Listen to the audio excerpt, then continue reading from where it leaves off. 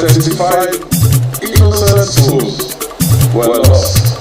Ọlọ́run ní jí dárírú ẹ̀ mọ́ ní Ọ̀yọ́ State o. But trial, the people must go on trial. Ominú kan mí lórí ohun tó lè ṣẹlẹ̀ ní kóòtù ìdájọ́, odora mú mi àyà mi já.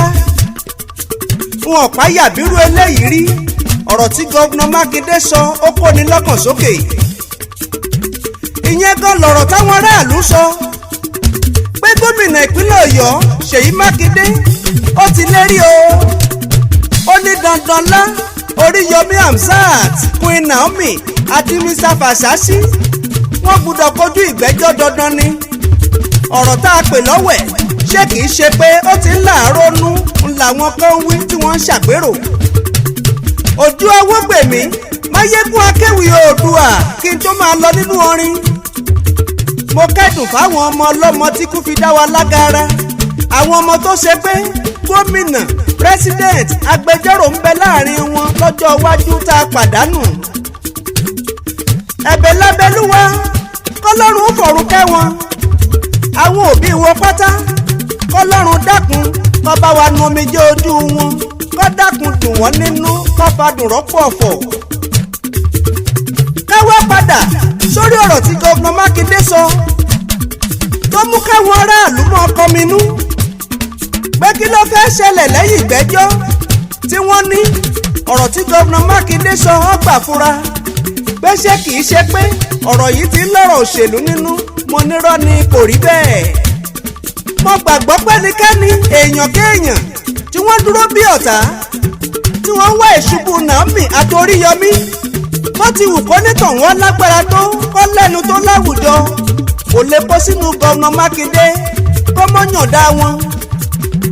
Ẹ lọ gbà mí gbọ́, gómìnà gba wèrè mọ́ṣẹ́, òfin ni gómìnà ń lò. Àwọn aráàlú wa wọ́n tún ní ṣe bí gọ́vnà Ṣèyí Mákindé àti Oríyọmí Hamzat wọ́n jọ ń ṣọ̀rẹ́ tímọ́tímọ́. Wọ́n ní ó ṣeé ṣe ká jẹ́ pé èdè àìyedè ti bẹ́lẹ̀ láàrin wọn ni bóyá ń lọ́ fa sábàbí tí gómìnà fi sọ̀rọ̀ bí ìjà. Mo ní kò sí bó ṣe lè jẹ́ Oríyọmí àti Naomi ó súnmọ́ gómìnà tó gómìnà lè ṣàdédé pé kí wọ́n máa lọ. Ohun tó dá mi lójú ni pé gọ́vnà Mákindé kò fẹ́ ṣubú ẹnikẹ́ni nínú wọn. Oríyọmí ọ̀lẹ́ṣẹ̀ kankan tó lè ṣe gọ́vnà Ṣèyí kí gọ́vnà Mákindé fọwọ́ pàṣípò yìí lòun ó pẹ̀sán ọ̀rọ̀ ọmọ aráyé ẹ mọ́ lọ́rọ̀ bẹ́ẹ̀. Àwa ti gbẹ̀rí gómìnà jẹ́ o. Gọ́vnà Mákindé kò ní gbàbọ̀dè nítorí ẹnikẹ́ni. Gbogbo òpònú agbẹ́nikọ́lu ni lórí social media tí wọ́n ti fẹnu dájọ́ ikú àtẹ̀wọ̀n àlọ́ èdè fún Naomi lórí social media. Ẹ mọ́ retí ọjọ́ àdánwò. Àwọn ọmọ tó bá ṣẹlẹ̀ yìí lọ ó dá mi lójú ká pé kó ò mú wọn lọ ni.